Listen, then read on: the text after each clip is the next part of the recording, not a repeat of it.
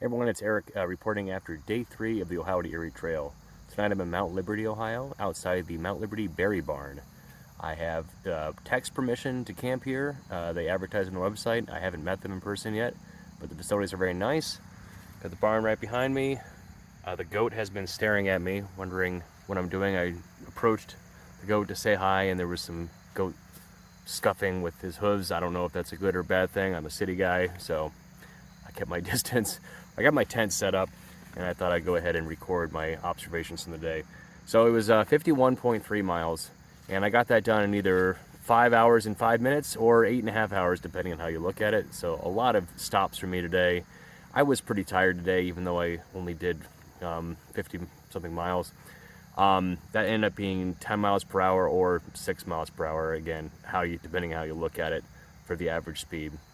So today was a pretty quiet day. The cities along the way were pretty small. There weren't too many people out. It is during the week, but it's just a quiet part of Ohio, I guess. So started in Millersburg. I picked this up because I didn't remember to pack something that was a little heavier for what ended up being a rather mild week here. Got this at Walmart on clearance for 10 bucks. Thanks to wife Katie for looking up on the Walmart website something that I should pick up while I'm there. She is probably the expert in always bringing another layer. I think if it's under 80 degrees, Katie will bring another layer just in case it gets cold. So thanks, Katie. Then rolled into Killbuck. Again, very quiet place, but it was very pretty. And proceeded along Ohio Route 520, and then was probably one of the very first people to get to experience the new section of the Holmes County Trail, brand new paved segment. The only other people on the trail there were the guys working for the electric utility, clearing the lines, and a few Amish people out there, and a handful of other bicyclists. I didn't see too many through trekkers until kind of later in the day. They were in groups. That was kind of interesting. Glenmont, I didn't really get into that village. I was just above it. And then, oh boy, Badow Pass. Don't know how to pronounce that, but that was a long hill up. Not very steep hill, but it was long, and contributed to my low average speed today. But I did get to enjoy the hill down towards the Bridge of Dreams. And I had heard people talk about the Bridge of Dreams being a bridge that people said, for you to be able to build this, you must be dreaming. I thought it was like back to the railroads or something, like they were dreaming and built this bridge there, but it was about actually building the covered bridge for the bike trail. So they raised $90,000 to build this. And that was 30 years ago, so I imagine it would be a lot more to build that bridge now. So you'll see a video of that later. Then I was very happy to get into Danville. Not a very big place, but again, when you're on these trails, just to be able to have a city park to sit down at a picnic table, recharge your phone for a little bit, go to Dollar General or some kind of marketplace, it's a really nice break. So I took a long break there. Too bad the Danville hometown market, or whatever the small independent grocery store is there, their deli was closed due to staffing issues, so I didn't get to enjoy a deli sandwich that I've heard about, but I did pick up a few more small groceries. I think I'm tired of eating the Star-Kissed tuna and chicken foil things you can get at Dollar General. I don't have an appetite to eat them again. I have a couple left in my bag, but I don't know if I'm going to touch them.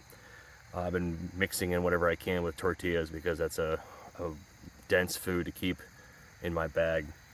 Howard had that neat arch bridge, and you'll see they had some historic photos of what it looked like there, where the playground is now, where it used to be a railroad station. And then I knew I was getting close to Kenyon College when I saw a young man in one of those little like Newsies caps and a brown suit jacket and a book. Saw this young academic man. I almost actually said something like, I must be getting close to the college when I saw this guy, because he was so stereotypical. But I was gonna go into there. What's the town? Gambier? See, I was talking about how proud I was that I knew how to pronounce Dalton yesterday, and now I'm running into these things that I don't know how to pronounce. So the town that Kenyon College is in. I was gonna go in there, but I ended up going around it. And I'm glad I did, because there was a nice visitor center there. I'm getting tired with this hand here. I don't have something to rest it on. there was a locomotive and a caboose there, and then I started seeing signs for this many miles to Columbus and this many miles to Hudson, my hometown actually. And this railroad was called the Columbus, Akron, and Columbus and Akron were in there. Hudson was not in there, but I think it must have used the line that terminated in Hudson and went from Hudson to Akron. So that was kind of neat. I think it was supposed to be a recreation of what was historically there when it was a railroad station. Beyond that, then I was into Mount Vernon, which felt like a big city after everywhere else I'd been today. And I stopped at Dave's Cosmic Subs, which is a sandwich shop that, again, was in my hometown of Hudson. It's a chain in the Cleveland area, and I was very happy to get a sandwich there. I always like it. I ended up eating my sandwich at the Mount Vernon station. It's an old railroad station building. I don't know if it's a recreation or if it's actually the old building, but they had a little visitor center and restrooms. And then I trudged along up to Mount Liberty. When you're on these long trails to the woods, you can't really tell just by looking behind you, in front of you, what the elevation gain is. I think you're just kind of thrown off by the surroundings. But it felt like I was climbing. I really don't know how much, but boy, I was getting tired. And here I am at Mount Liberty Berry Barn. Hope to meet the owners soon. Got my tent all set up, and tomorrow's going to be an easy day, just going down to a hotel outside the airport. So I'll check in with you again then. Try to get this video up to YouTube overnight if I can. Yesterday it just took way too long. So thanks for following along. Enjoy some videos from the day.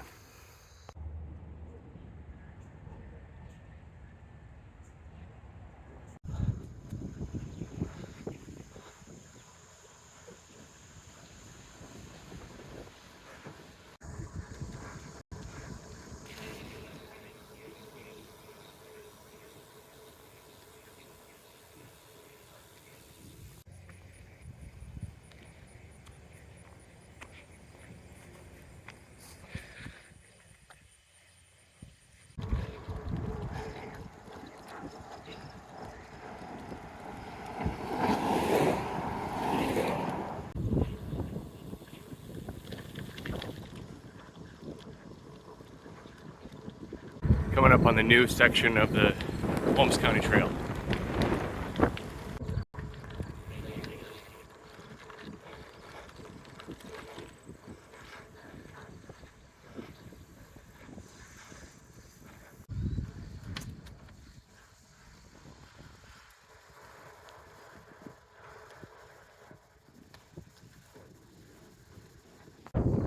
Until a couple of days ago, that's where the officially marked trail was on road. So much better here.